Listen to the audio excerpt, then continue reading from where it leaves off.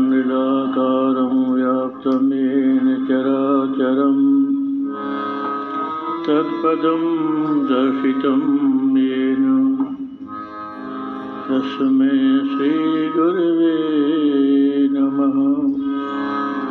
गुरुर्ब्रह्मा गुरुर्विष्णु गुरुर्देवो महेश्वरः गुरु साक्षात् परं ब्रह्म तस्मै श्री गुरुवे नमः। ध्यानमूलं गुरुमूर्ति पूजामूलं गुरुर्पदं मन्त्रमूलं गुरुर्वाक्यं मोक्षमूलं गुरुकृपा मोक्षमूलं गुरुकृपा। भवतापप्रणाशिन्यै आनन्दघनमूर्तये ज्ञानभक्तिप्रदायिन्यै मातस्तुभ्यं नमो नमः। मातस्तुभ्यं नमो नमः।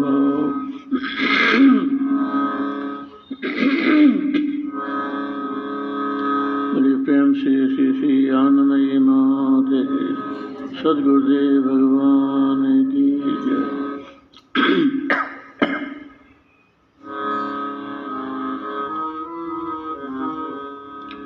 श्रीमन्नारायण नारायण नारायण श्रीमन्नारायण श्रीमन्नारायण नारायण नारायण श्रीमन्नारायण श्रीमन्नारायण नारायण नारायण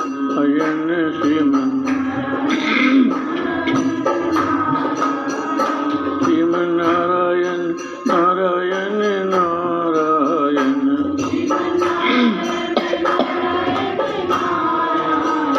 श्रीमन्नारायण नारायण नारायण।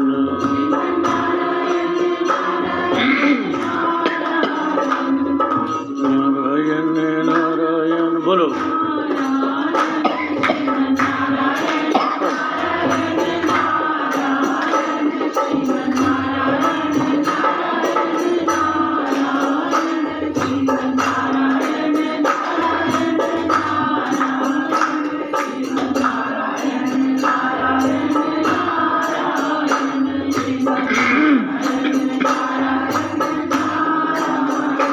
श्रीमन्नारायण नारायण श्रीमन्नारायण नारायण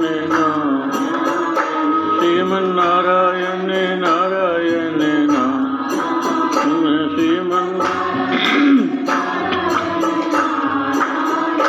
श्रीमन्नारायण नारायण नारायण श्रीमन्नारायण श्रीमन्नारायण नारायण नारायण श्रीमन्नारायण। बोले सच्चिदानंद भगवान की। मैं शरीर नहीं हूँ, मैं हूँ शरीर नहीं। मैं हूँ सत चित आनंद अस्थि बाति प्रिय। ये मेरी पहचान है। सत्संग के पहले, अपने आप को जानने के पहले, गुरु का उपदेश मिलने से पहले मैंने आपको गलत रूप में पहचाना। उपदेश मिला, मेरे को अपने सच्चे स्वरूप की पहचान हुई। मैंने जाना कि मैं क्या नहीं हूँ और क्या हूँ।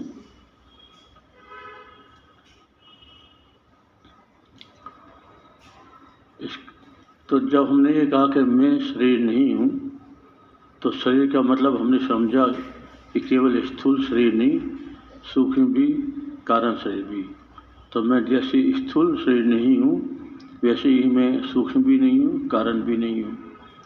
और उसके बाद इन्हीं में जो अंतर्भुक्त हैं 5 कोष, तो इन 5 कोषों में मैं कोई भी कोष मैं नहीं। फिर 3 अवस्था आ गई। तो जागृत भी मेरी अवस्था नहीं है, स्वप्न भी मेरी अवस्था नहीं, सुषुप्ति भी मेरी अवस्था नहीं। किसकी अवस्था है? अंतःकरण की। मैं इन सभी अवस्थाओं से न्यारा, इनका साक्षी चैतन्य आत्मा हूँ। यहाँ तक हम लोग पहुँचे। अब आगे का प्रसंग चलते। यद्यपि ये हो चुका है एक बार, लेकिन फिर भी पुनरावृत्ति करना कोई दोष की बात नहीं है, उससे विद्या पक्की होती है। पुनरावृत्ति करने से, बारंबार उस विषय में विचार करने से हमारी जो विद्या है, जो हमने जो जाना, वो पक्का होता है। चलो। ब्रह्मात्मा का स्वरूप। आत्मा का स्वरूप क्या है? आत्मा सच्चित आनंद स्वरूप है। मैं शरीर नहीं हूँ, मैं आत्मा हूँ। तो आत्मा का स्वरूप क्या है? सत्य, चित और आनंद। बोलो। सत्य किसे कहते हैं? जिसका 3 काल में नाश न हो, अर्थात भूत, भविष्य, वर्तमान काल त्रय में एक रस कहे, सो सत्य है। ये सत्य की परिभाषा है। जिसका भूत में, वर्तमान में, भविष्य में कभी भी नाश न हो, जिसमें कोई परिवर्तन न हो, कोई बदलाव न हो, वो सत्य है। तो शरीर में हम देखते हैं बदलाव निरंतर होता है। पहले बाल्यावस्था थी, फिर युवावस्था आ गई, फिर वृद्धावस्था आ गई, और बाद में मृत्यु को प्राप्त हो जाएगा। तो ये असत हो गया, सत्य नहीं रहा। ये आत्मा में परिवर्तन नहीं होता। चित्त किसे कहते हैं? जो ज्ञान स्वरूप हो, अर्थात शरीर, अवस्था, 5 कोष तथा समस्त घट पट आदि पदार्थों का जानने वाला और अनुभव रूप साक्षी चैतन्य स्वरूप हो, वही चित्त पद का अर्थ है। मैं सबको जानता हूँ, इसलिए मैं चेतन हूँ। जड़ और चेतन की परिभाषा। जड़ वो है जो न खुद को जानता है और न दूसरे को जानता है। तो हर चीज़ संसार में जड़ है। ये माइक है, दीवार है, पंखे हैं, किताब है, बाजा है। अपने शरीर में भी हाथ है, पैर है, आँख, नाक, कान। ये अपने आप को ना तो अपने को जानती, ना दूसरे को जानती। तो ये सब जड़ है। जैसे बाहर जड़ है, वैसे शरीर में भी जड़ है ये। और मैं बाहर भी जानता हूँ, भीतर भी जानता हूँ। मैं चेतन हूँ। तो जड़ चेतन का विचार, अपने आप से जड़ को अलग कर दो और तुम स्वयं चेतन बन के उसके पीछे रहो। चेतन। आनंद किसे कहते हैं? संपूर्ण दुखों से रहित, जो निरतिशय सुख स्वरूप हो तथा परम प्रेमास्पद, परम प्रेम का विषय हो, उसे आनंद कहते हैं। जो सुख दुख से परे हो। सुख दुख मन का धर्म है और मैं उसका साक्षी जानने वाला हूँ। मेरा मन सुखी है, मेरा मन दुखी है। आज अब मेरा मन लगा, आज मेरा मन नहीं लगा। ये सारी चीज़ तो हम जानने वाले हैं। तो सुख दुख जितना भी है सब मन के भीतर है और मैं उसको जानता हूँ, इसलिए मैं मन से भी अलग हूँ। तो जड़ चेतन की परिभाषा क्या हुई? जो न खुद को जाने ना दूसरे को जाने, वो जड़। और जो खुद को भी जाने और दूसरे को भी जाने, वो चेतन। तो मैं स्वयं को भी जानता हूँ। मैं स्वयं को किस रूप में जानता हूँ? अपने आप को होने के रूप में जानता हूँ। जब मैं हूँ, सबसे अलग हूँ, मैं इस रूप में जानता हूँ। और दूसरे को तो मैं जानता हूँ कि पुस्तक है, ये बाजा है, इत्यादि। तो मैं चेतन हूँ और बाकी सब चीज़ जड़।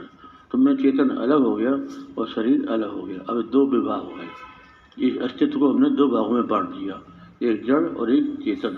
तो मैं चेतन विभाग में आ गया और ये सारा शरीर और संसार जड़ विभाग में आ गया। आत्मा परमात्मा भिन्न भिन्न है अथवा अभिन्न है। अज्ञान अवस्था में जीवात्मा ब्रह्म से भिन्न प्रतीत होता है, परंतु ज्ञान दशा में ब्रह्म से अभिन्न रूप एक ही है। तो जब तक हमने नहीं जाना अपना और परमात्मा का स्वरूप, तब तक भिन्न लगते हैं। जब जान लिया तो अभिन्न हो गए।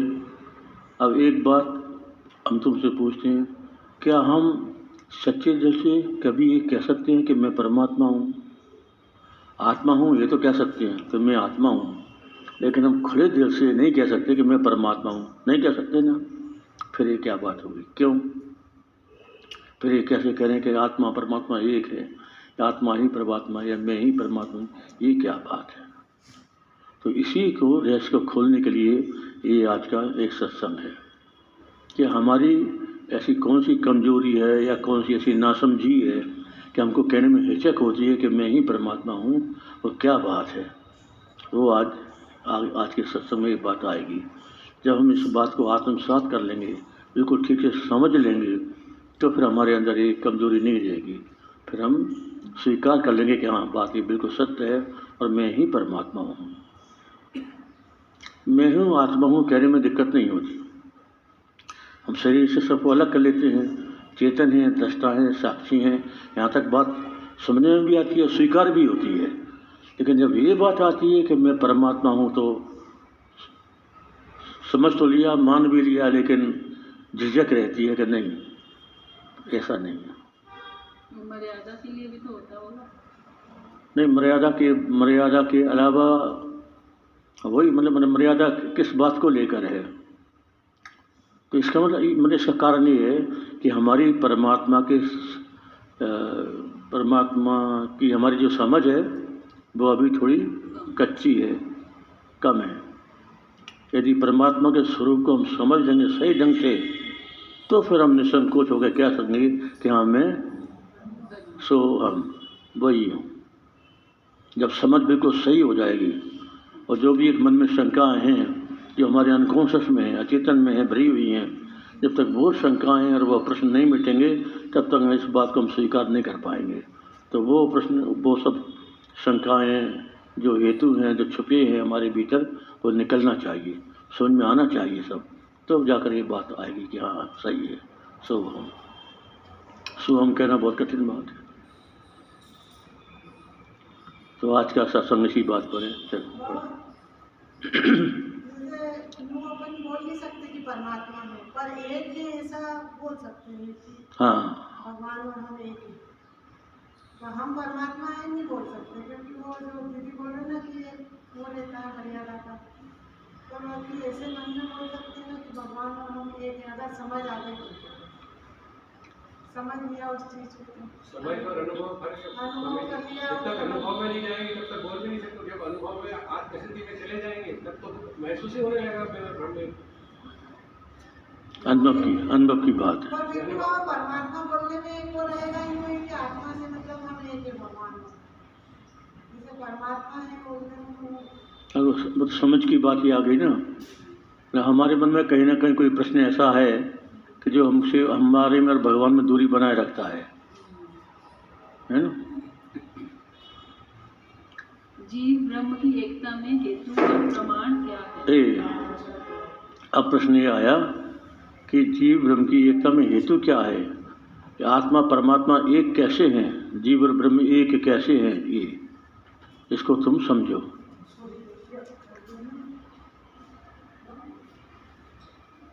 सच्चित आनंद स्वरूप आत्मा है और सच्चित आनंद रूप ब्रह्म है, इसलिए समान लक्षण वाले होने से ब्रह्म ही आत्मा है और आत्मा ही ब्रह्म है। अतः सच्चिदानंद लक्षण ही जीव ब्रह्म की एकता में मुख्य हेतु है। प्रमाण जीवो ब्रह्मा भिन्न सच्चिदानंद लक्षणत्वात् यथा ब्रह्मणि। इसी सच्चिदानंद हेतु को लेकर ही ब्रह्मात्मा की एकता सिद्ध होती है।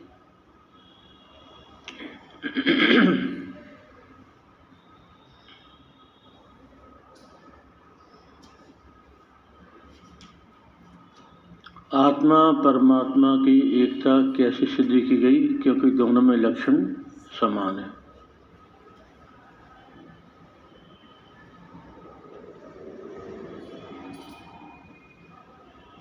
आत्मा का क्या लक्षण है? सत्य, चित्त और आनंद। और परमात्मा का क्या लक्षण है? अस्थि, भाति, प्रिय। तो अब दोनों को एकता करो। जो सत्य माने अविनाशी और अस्थि माने भी अविनाशी, जिसका नाश नहीं होता, तो ये लक्षण मिल गया। दूसरा चित्त माने चेतन जो जानता है, और भाति माने भी चेतन जो स्वयं प्रकाश है, भासता है। तो दूसरा लक्षण मिल गया। तीसरा आनंद और प्रियत्व, तो परमात्मा और आत्मा आनंद स्वरूप है और परमात्मा प्रिय माने आनंद स्वरूप है, दोनों एक ही बात है। तो इस सारे लक्षण मिलने से आत्मा परमात्मा एक होती है। दृष्टांत देते हैं घटाकाश और मठाकाश। शब्द दो हो गए, घटाकाश मठाकाश। तो दोनों में आकाश तो एक ही है। घट और मठ, घड़े और मठ माने ये मकान। तो ये जो दीवालें की उपाधि आ गई इसलिए वो मठाकाश कहने लगा, और घड़े में और कपालों की उपाधि आ गई तो घटाकाश कहने लगा। इधर से घट फोड़ दो, उधर से दीवालें तोड़ दो, तो आकाश आकाश एक हो गया। तो इसी प्रकार से ये जो जीव है वो भी साक्षी चेतन है, जो परमात्मा है वो भी साक्षी चेतन है। तो साक्षी चेतन की दृष्टि से दोनों एक हैं। और हमको जो भिन्नता प्रतीत हुई घटाकाश मठाकाश की भांति उपाधि के कारण, तो यहाँ उपाधि हैं दो। जीव की उपाधि है अविद्या और ईश्वर की उपाधि है माया।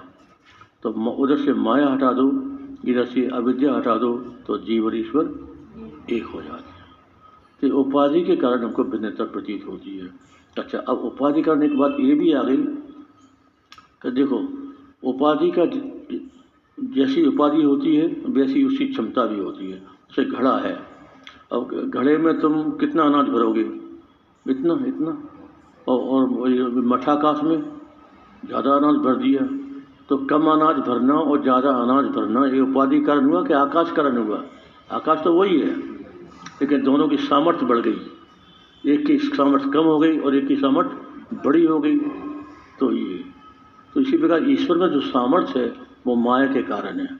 ईश्वर सर्वज्ञ है, सर्वव्यापक है, एक है, सर्वशक्तिमान है। ये जो सारी बातें हैं जिसके कारण हमको झिझक होती है कि मैं परमात्मा कैसे हो सकता हूँ। तो ये झिझक क्यों हुई? क्योंकि मैंने उपाधि के धर्मों को पकड़ लिया। जीव की उपाधि अविद्या है, और इस अविद्या का कारण लगता है मैं अल्पज्ञ हूँ, मैं अल्प शक्ति वाला हूँ, मैं नाना हूँ, मैं परछिन्न हूँ, ये ऐसी। तो हमको जो अपने परछिन्नता की और नानात्व की ये जो उपाधि अल्प शक्ति बने की अल्पज्ञता की जो प्रतीति हुई वो हमको उपाधि के कारण है। यदि हम इस उपाधि पर ध्यान न दें और हम अपने वास्तविक स्वरूप में रहें कि मैं तो साक्षी चैतन्य हूँ, तो फिर हमको ईश्वर से भेद प्रतीत नहीं होगा।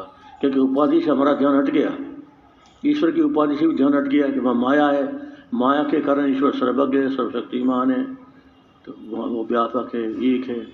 ये उपाधिगत भेद है। उधर से माया को हटा दो, इधर से अविद्या को निकाल दो, तो जो बचा वहाँ भी ईश्वर साक्षी है, यहाँ भी साक्षी ईश्वर जीव साक्षी है। तो साक्षी चैतन्य की दृष्टि से ईश्वर और जीव दोनों एक है। तो हमारे अंदर जो झिझक थी, यहाँ जो हम खुले से नहीं बोल सकते कि मैं ही परमात्मा हूँ, उसका कारण यही है कि यहाँ हमने मैं को यहाँ जोड़ दिया और परमात्मा को उस माया उपाधि से जोड़ दिया, उसको मान लिया वो सर्वज्ञ सर्वशक्तिमान है। तो हम सर्वज्ञ और सर्वशक्तिमान परमात्मा कैसे हो सकते हैं? ये तो सही है, लेकिन वो सर्वज्ञ और सर्वशक्तिमान है क्यों? माया के कारण। तो माया को तुम हटा दो, तो उपाधियों को लेकर के एकता नहीं की जाती।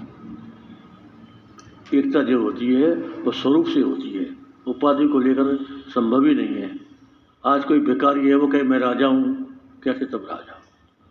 अरे राजा भी मनुष्य है और तुम भी मनुष्य हो, तो भिखारी और राजा की एकता हो सकती है मनुष्य को लेकर, क्योंकि तुम भी मनुष्य और हम भी मनुष्य, तो दोनों एक हो गए। लेकिन अगर उपाधि लेकर देखो, तुम्हारे हाथ में कटोरा है और वो सिंहासन पे बैठा है, एक कैसे बनाओगे तुम? तो उपाधि से ही भेद है, वो स्वीकार नहीं हो पाता। लेकिन उपाधि पर हमारा ध्यान ना रहे और जब अपन स्वरूप की दृष्टि से देखेंगे तो दोनों एक है। ठीक है ना? ये झिझक वाली बात तो नहीं है। सो हम मैं वही। तो वो मतलब कौन? माया उपाधि वाला ईश्वर नहीं, वो माया उपाधि से अलग जो ईश्वर साक्षी है, सो हम। वो जो साक्षी है वो मैं हूँ। तो सो हम कहते हो कि ध्यान में रहना चाहिए अपने।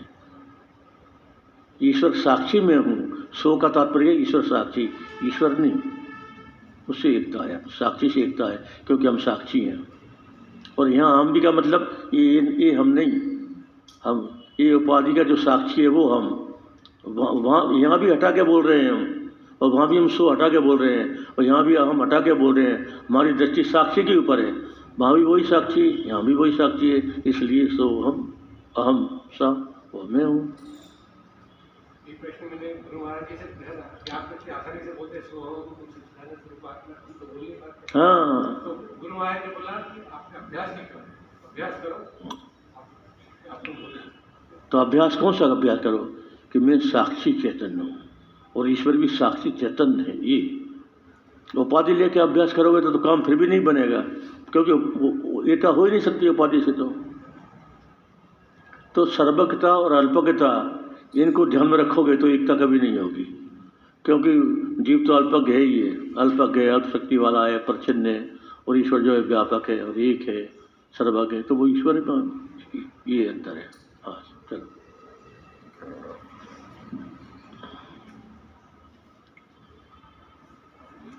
जीव ब्रह्म की एकता बोधक श्रुति वाक्य कौन से हैं? हाँ, अब किसी के मन में प्रमाणगत संशय हो कि भाई ऐसे प्रमाण क्या है इस बात का, युक्ति से तो मिल गया क्या, चूँकि लक्षण एक हैं इसी दोनों में एकता है, लेकिन इसी के किसी में प्रमाणगत संशय है कि भाई किस शास्त्र में लिखा है कि दोनों एक है, वो प्रमाण दो हमको, तो उसके लिए फिर यही बात आ रही है। यसा वसो पुरुषः सोऽहमस्मि, यसा वसो पुरुषः सोऽहमस्मि, ये ईशावास्य उपनिषद। जो मैं सूर्य का आत्मा व परम पुरुष ब्रह्म है, मैं ही वही हूँ, मैं भी वही हूँ। प्रज्ञानमानंदम ब्रह्म, जो प्रज्ञान तथा आनंद स्वरूप आत्मा है सो ही ब्रह्म है। अयम आत्मा ब्रह्म, ये आत्मा ही ब्रह्म है। तत्वमसि, वे ब्रह्म तू है। अहम ब्रह्मास्मि, मैं ब्रह्म हूँ, इत्यादि ब्रह्मात्मा की एकता के बोधक बात है। ये श्रुतियों से प्रमाण दिए कि श्रुतियों में ब्रह्म और आत्मा की एकता का प्रतिपादन किया गया है, इसलिए वो आत्मा और ब्रह्म अभिन्न एक है, कोई अंतर नहीं है। तो युक्ति से भी जान लिया और श्रुति प्रमाण से भी जान लिया कि दोनों अभिन्न हैं। तत्वमसि इस वाक्य में कितने पद हैं? तत्वमसि ऐसे ये 3 पद हैं। तत्वमसि ये सामवेद का महावाक्य है, और ये आता है छांदोग्योपनिषद में। जैसे चारों वेदों के 4 महावाक्य हैं, ऋग्वेद का प्रज्ञानम ब्रह्म, यजुर्वेद का अहम ब्रह्मास्मि, सामवेद का तत्वमसि और अथर्ववेद का अयम आत्मा ब्रह्म, ये 4 महावाक्य चारों वेदों के और चारों उपनिषद में भी आते हैं। तो हाँ क्या, तत्वमसि में कितने? हाँ, तो ये जो सामवेद का महावाक्य इसको बोलते हैं उपदेश महावाक्य, और जो अहम ब्रह्मास्मि बोलते हैं यजुर्वेद का, वो है अनुभवात्मक महावाक्य, वो अनुभव है, जो साधक या जिज्ञासु जो उसको अनुभव होता है तो कहता है अहम ब्रह्मास्मि। और गुरु शिष्य को उपदेश करते हैं तत्वमसि, वो तत्वमसि माने वो हो, तत् माने वो हो, तो माने तू, असी माने है, वो हो तू है, ये गुरु ने उपदेश किया। तो शिष्य तो ये समझता कि मैं शरीर हूँ, तो उसकी जो देहात्म बुद्धि है कि मैं शरीर हूँ, इस बुद्धि को हटाने के लिए, या मैं जीव हूँ, माने अपने आप को, या तो जो अज्ञानी व्यक्ति है या तो वो अपने आप को शरीर समझेगा, और शरीर भाव से थोड़ा ऊपर उठा तो अपने आप को जीव समझेगा। तो उसके शरीर भाव को और जीव भाव को मिटाने के लिए गुरु उपदेश करते हैं, तू वो है, वो है तू मतलब तू ना तो शरीर है और ना तू जीव है, तू तो ब्रह्म ही है, परमात्मा ही है, वही है। तो इस विषय को लेकर फिर बहुत सारे प्रश्न खड़े होंगे, ऐसा कैसे हो सकता है, मैं तो जन्म मरण के चक्कर में फंसा हुआ हूँ, सुख दुख का भोगता हूँ, करता हूँ, ये हूँ वो हूँ, मैं प्रच्छन्न हूँ, अल्पज्ञ हूँ, अल्पशक्ति वाला हूँ, भगवान तो सृष्टि कर सकते हैं, पालन कर सकते हैं, संहार कर सकते हैं, मैं तो कुछ भी नहीं कर सकता, तो मैं वो कैसे हो सकता हूँ। ऐसे बहुत से प्रश्न उसके मन में आएंगे। यदि किसी का शास्त्रों का पठन किया है तो फिर शास्त्र के दिमाग में उसकी बात में घूमेगी कि वहाँ तो ऐसा ऐसा कहा है, 2 आश्रम पढ़ना कि दो एक पक्षी बैठे, एक डगाल पर 2 पक्षी रहते हैं, तो 2 पक्षी की बात कैसे आ गई अगर वो एक ही है तो। ऐसे बहुत सारे प्रश्न हो सकते हैं। तो उन प्रश्नों की जो निवृत्ति है वो फिर शिष्य पूछता जाता है, गुरु उसका समाधान करते जाते हैं और धीरे धीरे धीरे धीरे उसके सारे प्रश्नों का उत्तर मिल जाता है, सारी शंकाओं का समाधान हो जाता है उसका। तो ये मतलब एक गुरु और शिष्य के सत्संग से ही होता है, जिज्ञासा और समाधान, तभी जाकर के सारे प्रश्नों की निवृत्ति होती है। तो अपने मन में कोई भी प्रश्न, कोई भी शंका इस बात की हो तो अपने को गुरु से तत्काल पूछना ही चाहिए, तभी हमारी वो शंका मिटेगी। जैसे अपने को संकोच हुआ, मैं कैसे कह सकता मैं परमात्मा हूँ, शंका हो गई ना, तो मतलब हमारे मन में कोई बात थी ऐसी, कोई गांठ थी कि मैं स्वीकार नहीं कर पाता कि वो है, मैं वो हूँ। तो अब गुरु के सामने पर नहीं रखेंगे तो वो गांठ खुलेगी कैसे? वो तभी खुलेगी जब तुम अपनी शंका गुरु के सामने रखोगे कि ऐसा कैसे हो सकता है। तो फिर गुरु बताएंगे कि देखो गांठ तुम्हारी कहाँ गांठ है, उसको तुम कैसे खोल सकते हो, इसको खोलो। इससे, इस प्रश्नोत्तर से शंकाओं का समाधान होता है और हमको अनुभूति का रास्ता मिलता है कि हाँ, उसके अनुभव का ये उपाय है।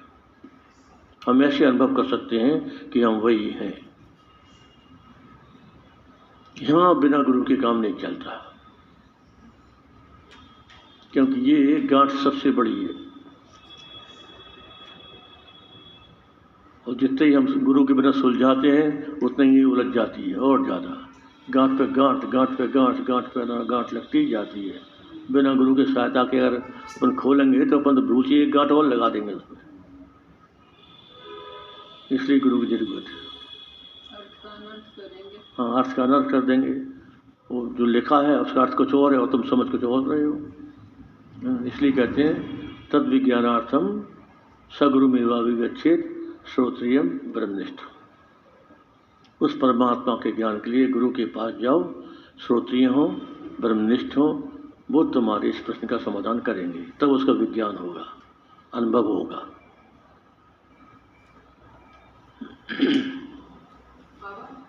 पहले अहम ब्रह्मास्मि होगा, फिर तत्त्वमसि ब्रह्म है। हाँ, गुरु उपदेश करेंगे। नहीं, क्रम, इसमें क्रम मत देखो।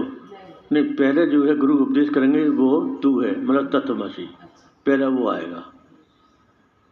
और उसके साथ साथ फिर एमात्मा ब्रह्म है, प्रज्ञानम ब्रह्म है, ये आएंगे।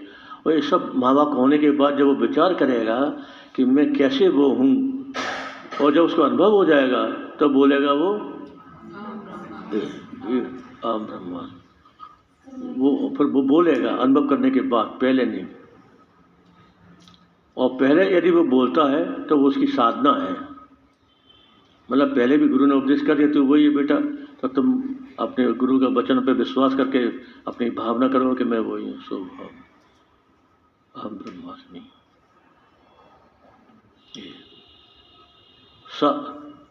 वेद शास्त्र क्या है, गुरु और शास्त्रों के वचन सत्य हैं, उसमें विश्वास करने का नाम श्रद्धा।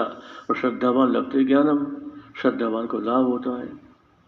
तो मान लो किसी की बुद्धि इतनी सूक्ष्म नहीं है कि उस बात को समझ सके, धारण कर सके, तो उसके लिए फिर उसको अहम गृह उपासना का विधान है शास्त्रों में कि तुमको चलो अनुभव नहीं है, तुम उसको समझ भी नहीं सकते, तब भी गुरु के वचनों में विश्वास करके तुम बस ये धारणा बनाओ, सो हम ब्रह्मास्मि, सो हम ब्रह्मास्मि, धारणा बनाओ।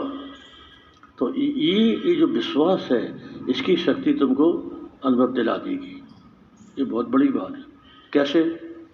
जैसे नर्देश्वर है या शालिग्राम है, अब यहाँ तो पाषाण पत्थर ही है ना, लेकिन तुम्हारी भावना क्या है? ये भगवान विष्णु है, राम है, कृष्ण है, शालिग्राम भगवान साक्षात शिव हैं।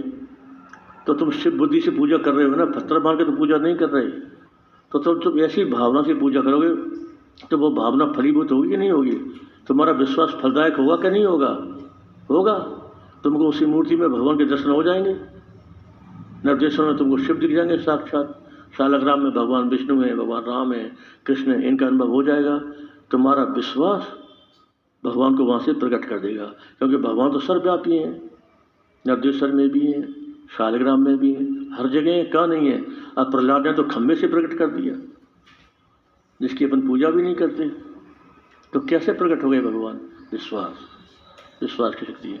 तो जो विश्वास की शक्ति जड़ वस्तु में से भगवान को प्रकट कर सकती है, वही विश्वास की शक्ति अहम ब्रह्मास्मि महावाक्य से ब्रह्म को प्रकट क्यों नहीं कर सकती?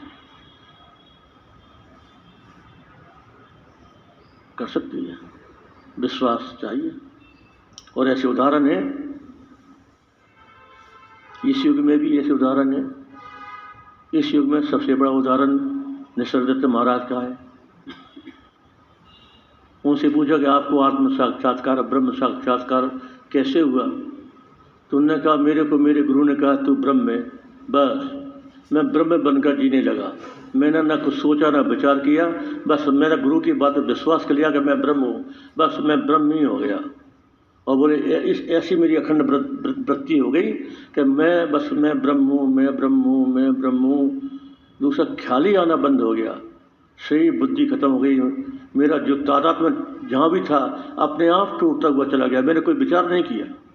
मेरा तादात्म्य उस ब्रह्माकार वृत्ति के प्रभाव से अपने आप टूटता चला गया और 3 साल में मैंने साक्षात्कार कर लिया। ये विश्वास की शक्ति उदाहरण है सामने। तो यदि वो कर सकते हैं तो हम क्यों नहीं कर सकते? ना समझ में आया कोई बात नहीं, लेकिन गुरु के वचन में विश्वास करो कि हम वही हैं, गुरु ने कहा है तो हम हैं। तुमको ये कैसे हुआ कि मैं शरीर हूँ?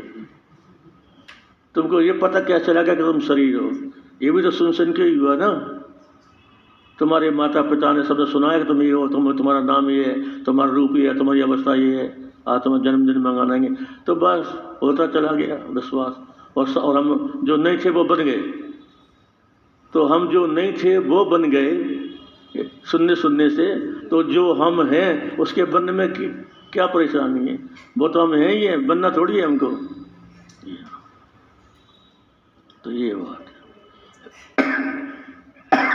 समझ गए ना?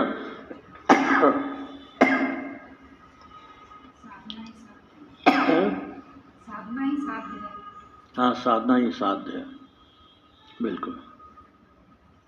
तो गुरु के वचन पे जो डट गया उसका जन्म मरण का बंधन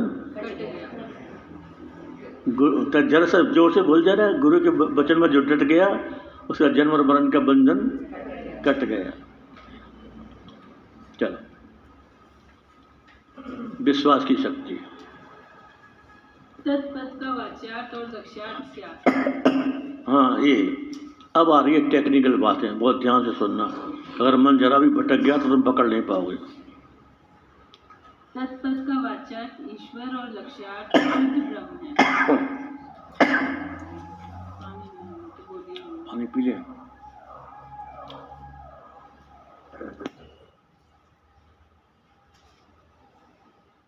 तत्पद का वाच्यार्थ ईश्वर और लक्ष्यार्थ शुद्ध ब्रह्म है। ईश्वर और लक्ष्यार्थ शुद्ध ब्रह्म। तत्वमसि महावाक्य में 3 पद हैं, शब्द हैं, तत्, त्वम और असि। इनको ध्यान में रखना बिल्कुल। तत्, त्वम, असि, वो तू है, ब्रह्म ईश्वर जीव है, मन दोनों की एकता। तो अब तत्, अब ये पहला पद ले रहे हैं तत्, तो इसका वाच्यार्थ क्या है और लक्ष्यार्थ क्या है? अब वाच्यार्थ लक्ष्यार्थ की बात इसलिए आ रही है कि तत् माने होता है वो हो। तो वो क्या? भगवान है कि ईश्वर है कि ब्रह्म है कि आत्मा है कि मतलब वो क्या? तो वो को समझाने के लिए यहाँ 2 बातें कही, वाच्यार्थ और लक्ष्यार्थ। तो तत्पद का वाच्यार्थ जो होता है वो है ईश्वर। ईश्वर कौन है ना? क्या नहीं है ना? तत्पद का वाच्यार्थ ईश्वर। तो ईश्वर कौन? जो सर्वज्ञ है, सर्वशक्तिमान है, जो सृष्टि करता है, पालन करता है, संहार करता है, जीवों का कर्मफल देने वाला है, जो एक है, जो व्यापक है, अखंड है। ऐसा जो सर्वशक्तिमान परमात्मा है वो है तत्पद का वाच्यार्थ।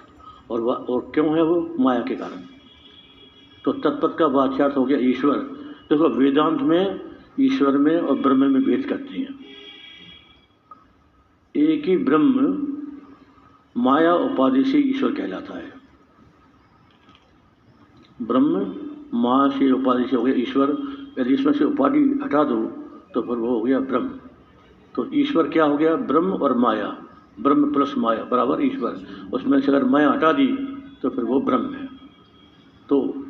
तो माया उपाधि से जो रहित है उसको बोलते हैं पर ब्रह्म, और माया उपाधि से जो युक्त है उसको बोलते हैं अपर ब्रह्म। ब्रह्म के दो भेद, एक पर ब्रह्म और एक अपर ब्रह्म। अपर ब्रह्म माने ईश्वर, अपर ब्रह्म, और वो पर ब्रह्म में शुद्ध ब्रह्म जिसमें माया उपाधि नहीं है। तो यहाँ तो तत्पद का वाच्यार्थ हो गया ईश्वर, मतलब माया उपाधि आ गई, और तत्पद का लक्ष्यार्थ हो गया ब्रह्म जहाँ माया उपाधि नहीं है, मतलब शुद्ध चैतन्य, वो उसका लक्ष्यार्थ है। तो ये दो अर्थ ध्यान में रखो। जब हम तत्पद कहेंगे तत् माने दो हो गए, एक वाच्यार्थ और एक लक्ष्यार्थ। तो वाच्यार्थ हो गया ईश्वर और वो हो गया शुद्ध चैतन्य ब्रह्म, वो लक्ष्यार्थ हो गया। ये तत्पद ऐसे त्रिवम पद। ईश्वर के देश काल वस्तु शरीर तथा ईशपने के अभिमानी एवं कार्य तथा धर्म कौन कौन है? एक कोष्टक में आई शायद बात। कोष्टक में विराट ईश्वर के शरीर है। नहीं अभी नहीं, इच्छा जाओ, कोष्टक अपन बाद में देखेंगे। अब पहला तुम त्रिवम पद का त्रिवम पद का वाच्यार्थ और लक्ष्यार्थ क्या है? अब तत्पद के दो अर्थ की वाच्यार्थ लक्ष्यार्थ। इसमें त्रिवम पद के भी दो अर्थ हो गए, वाच्यार्थ और लक्ष्यार्थ। तो अगर अविद्या उपाधि से युक्त करोगे तो जीव का वाच्यार्थ हो गया। वो अविद्या से युक्त होकर के चैतन्य वो हो गया उसका जीव, वाच्यार्थ हो गया। और लक्ष्यार्थ कौन सा है? कूटस्थ चैतन्य, जहाँ अविद्या उपाधि नहीं है। तो अविद्या उपाधि को अलग कर दो तो उसका वो लक्ष्यार्थ हो गया। तो वहाँ समष्टि में अपन ने माया उपाधि कर दी तो लक्ष्यार्थ हो गया, माया उपाधि जोड़ दी तो वाच्यार्थ हो गया। और यहाँ भी ऐसा ही है, यदि अपन ने अविद्या उपाधि से अलग कर दिया तो लक्ष्यार्थ हो गया, और अविद्या उपाधि को जोड़ दिया तो वो वाच्यार्थ हो गया। तो एकता जो होती है जीव और ब्रह्म की, वो वाच्यार्थ की नहीं होती, लक्ष्यार्थ की होती है ना। ये बात समझने की है। यदि हम इसको ठीक समझ जाएंगे तो हमारे अंदर गांठ नहीं रहेगी कि हाँ बात बिल्कुल सही है। लक्ष्यार्थ की एकता है, वाच्यार्थ की एकता नहीं है, क्योंकि वाच्यार्थ के साथ उपाधि जुड़ी हुई है और लक्ष्यार्थ में कोई उपाधि नहीं है। जैसे घटाकाश और मठाकाश। अब घटमठ की उपाधि है, इसकी दोनों आकाश में भिन्नता दिखती है, और उपाधि से हटके देखो तो अभिन्न है, आकाश एक है। मठ में भी वही आकाश है, घट में भी वही आकाश है, एक हो गया। और उपाधि लेकर बात करोगे तो अब घटाकाश की उपाधि घट, मठाकाश की उपाधि मठ। तो वाच्यार्थ में एकता, घट और मठ की एकता कैसे होगी? तो वाच्यार्थ हो गया ना, घट और मठ हो गया वाच्यार्थ, और घट और मठ का लक्ष्यार्थ क्या हुआ? आकाश। वहाँ भी आकाश, यहाँ भी आकाश, ये लक्ष्यार्थ है। तो लक्ष्यार्थ में एकता यहाँ हुई, आकाश आकाश एक है, इसलिए दोनों एक हैं। कैसे? तो जीव जो है, जीव का जो कूटस्थ चैतन्य है, साक्षी चैतन्य है, और वहाँ भी ईश्वर का साक्षी चैतन्य है, उन दोनों में एकता है। ये ऐसा है त्रिवम पद और बात। तो ये बात विचार करने की है, विचार करो। विचार करोगे तो बिल्कुल पकड़ हो जाएगी उस बात की, और विचार नहीं करोगे तो पकड़ नहीं होगी इसकी। चलो यस, घटाकाश मठाकाश दृष्टांत है। तो युक्ति संगत गुरु शंका मिटा दिया कि आत्मा और परमात्मा लक्षण तो एक है। यदि चौथी उपाधि से लेकर परमात्मा जो सर्वज्ञ सर्वशक्तिमान सीमा कर सकते हैं क्या? एक चौथी उपाधि से लेकर परमात्मा को जो लक्षण में सर्वज्ञ सर्वशक्तिमान से बंधन कैसे कर सकते? क्यों? जीव की उपाधि को लेकर शरीर तो परमात्मा और जीव का एक कैसे कर सकते हैं? लक्षण तो बराबर, आत्मा तो लक्ष्य को लेकर ही एकता की जाती है, उपाधि को लेकर एकता नहीं की जाती है। वो तो संभव ही नहीं है। मेरा कहना है कि तो अनुभव तो नहीं होते ना, युक्ति शंका तो शास्त्र बता दिया, लेकिन आपको अनुभव के लिए कहा गया श्रोतव्यो मंतव्यो निधिध्यासितव्यो, मनन करो निधिध्यासन करो तो अनुभव होगा। ये तो नहीं तो बात सुनने पर रुक जाती कि तुमने सुन लिया अब तुम ब्रह्म हो गए, बात खत्म। तो ऐसा तो होता नहीं है। जब तक हमको अनुभव नहीं होगा तब तक तो तुमको मनन करना है, निधिध्यासन करना है, ये सब। तब अंत में जा कर के अनुभव होता है, तो हमको लगता है कि हाँ बात ये सत्य है। किसी भी बात को अनुभव करने के लिए साधना करनी पड़ती है। अब जैसे किसी को निर्देशन दे दिए, अब तुम भजन चलो, अभी तुम्हारे भगवान शिव हैं, इनकी पूजा सेवा करो, ये गुरु ने आदेश दे दिया। अब तुम निर्देश बोले, तुमने पूजा प्रारंभ की, सेवा करते रहे, भक्ति कर रहे, नमः शिवाय का जप करते रहे, करते करते करते जैसा तुम्हारा विश्वास होगा, तुम्हारी तत्परता होगी, तुम्हारी जिज्ञासा होगी, तुम्हारा भाव होगा, तो भाव जब गहरा हो जाएगा होते होते तो वो निर्देश उसमें से शिव जी प्रकट हो जाएंगे। तो प्रकट हो गए ना, तो ऐसे ही है। तो फिर वो पत्थर नहीं रहा, फिर वो तो साक्षात शिव हो गए। पत्थर बुद्धि खत्म हो जाएगी। और पहले जो पत्थर बुद्धि खत्म हुई, तुम्हारे विश्वास ने किया, गुरु के वचनों में हमारा विश्वास है, इसलिए भगवान शिव है, निर्देश्वर है। गुरु के विश्वास के सहारे हमने उसको माना, लेकिन तुम्हारा वो अनुभव नहीं है। अनुभव तब होगा जब भावपूर्ण उपासना होगी, भक्ति होगी, तो फिर बाद में वो चीज़ अनुभव में आ जाए कि हाँ ये बात सत्य है, क्योंकि भगवान ही सब बने हैं। ये जो सृष्टि है ये क्या है? तदक्षर बहुश्याम प्रजाए, मैं ही हूँ, एक ओम बहुश्याम। वो एक परमात्मा बहुत हो गया, तो वो बहुत होने में तो ये सब आ गया ना, पूरी सृष्टि आ गई बहुत होने में। तो ये बहुत कौन है? वही है। तो पत्थर में भी है ना, तो वहाँ से प्रकट हो गए। ऐसा है, परमात्मा है। तो अब जैसे पाषाण में प्रकट हो गए भगवान, तो इसी प्रकार मैं भी भगवान के रूप है। तो जब मैं वो हूँ, मैं वो हूँ, मैं वो हूँ, मैं हूँ, ऐसी उपासना चलेगी तो इस मैं के भीतर से भी प्रकट हो जाएंगे, क्योंकि है तो से आधार तो वही है, मैं तो वहीं से आया ना। जब तक आपको स्वरूप का बोध नहीं होगा, जब तक ब्रह्म आत्मा की एकता नहीं होगी, जब तक हम अपने आप को शरीर से अलग नहीं करेंगे, तीनों शरीर से। जब तक हम अपने आप को तीन शरीर, तीन अवस्था, पांच कोष, इनसे अलग करके नहीं जानेंगे साक्षी चैतन्य के रूप में, तब तक हमको भगवान से एकता नहीं हो सकती। भगवान के वास्तविक स्वरूप से एकता नहीं हो सकती। वास्तविक स्वरूप जो साक्षी चैतन्य है, शुद्ध चैतन्य है, उससे एकता नहीं हो सकती। तो इसके लिए इसी को शास्त्रीय भाषा में बोलते हैं व्यतिरेक और अन्वय। सबसे पहले व्यतिरेक करना पड़ता है, फिर अन्वय होता है। व्यतिरेक में अपने आप को पहले हटाओ, जहाँ तुम मैं को जहाँ तुमने जोड़ा था उसे तुम पहले हटाओ। ये नहीं हूँ, ये नहीं हूँ, नॉट दिस, नॉट दिस, हटाते जाओ। हटाते हटाते तुमको साक्षी चैतन्य का अनुभव आ जाएगा कि मैं साक्षी चैतन्य हूँ, तो अनुभव हो जाएगा। कृतोपास्ति को वेदांत का अधिकारी कृतोपास्ति माना है।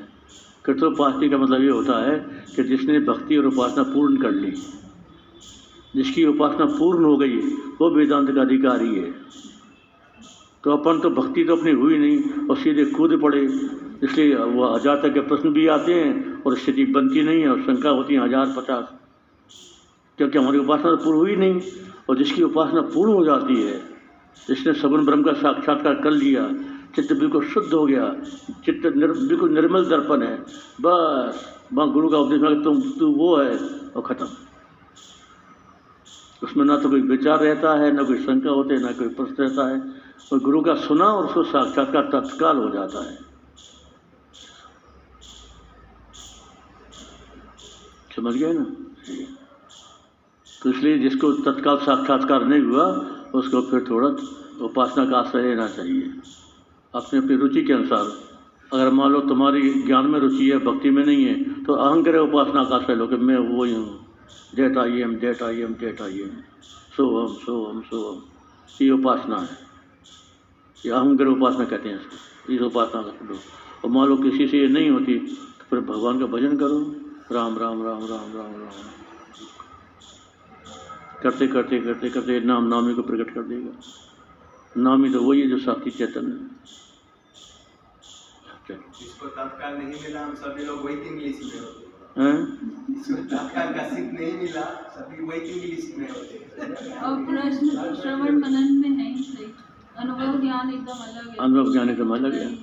प्रश्न तो होते ही हैं ना, तो प्रश्नों की निवृत्ति के लिए ही तो ये सत्संग होता है, जिससे हमारे जो भी हमारे मन में प्रश्न हैं सारे प्रश्नों का समाधान हो जाए, इसलिए सत्संग है। न जरूरत क्या सत्संग की, और इसलिए गुरु महाराज ने किताब बनाई, गुरु कृपा ही केवलम। तो हाँ, तो तत्त्वम असि, तत्त्वम असि। असि पद का क्या अर्थ है? हाँ, तत् का हो गया और त्वम का हो गया। अब बोल रहे हैं असि पद का क्या अर्थ है, वो लाइन छोड़ देना इसमें। हाँ चलो। असि है, इस पद का अर्थ दोनों की एकता को ग्रहण करता है। हे, असि पद का अर्थ है ये है, तो ये जो है पना है ये दोनों की एकता को ग्रहण करता है। कैसे?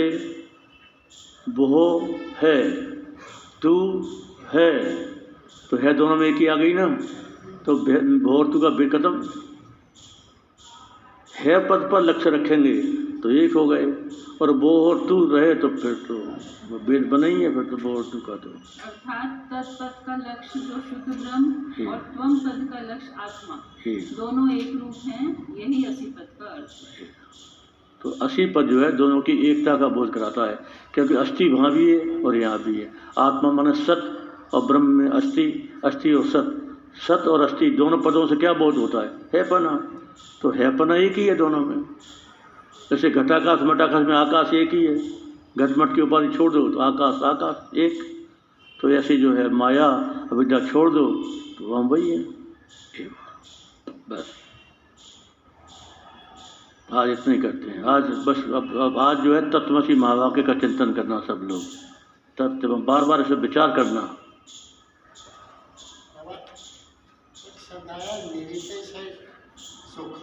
निरतिशय सुख, निरतिशय सुख माने सीमाहीन सुख।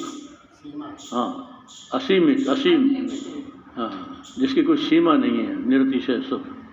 तो परमात्मा की प्राप्ति से जो सुख होता है वो निरतिशय सुख मिलता है,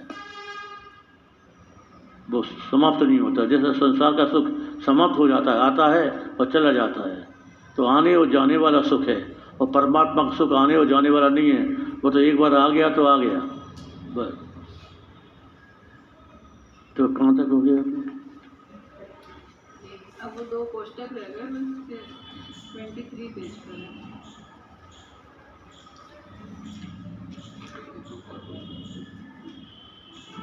और टाइम क्या हो गया? कौन सी? अच्छा, तो अपन ये कर लें क्या, ये एकता का दृष्टांत।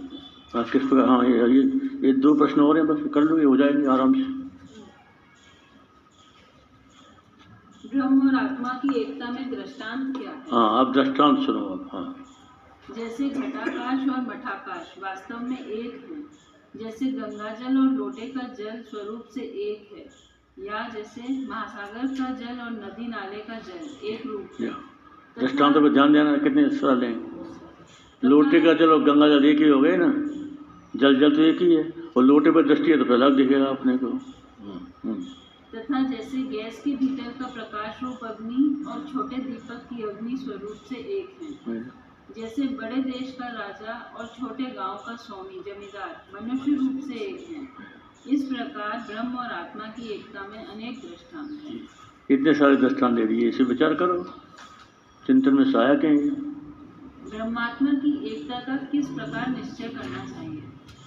जो सर्वत्र व्यापक ब्रह्म है सो मैं आत्मा हूँ, और जो देहस्थ आत्मा है सो ही ब्रह्मांड में व्यापक ब्रह्म है। इस प्रकार दोनों की एकता का चिंतन करना चाहिए। अहम ब्रह्मास्मि, अर्थात मैं ब्रह्म हूँ। ऐसा पूरा वेदांत तत्वमसी महावाक्य में आ गया। इसके आगे कुछ, इसी का विस्तार है पूरा वेदांत, तत्व त्वम रसी। बस सर्वे भवन्तु सुखिनः, सर्वे सन्तु निरामया, सर्वे भद्राणि पश्यन्तु, मा कश्चित् दुःखी भवेत्। सभी सुखी होवे सदा, होवे सभी निरोग, सबका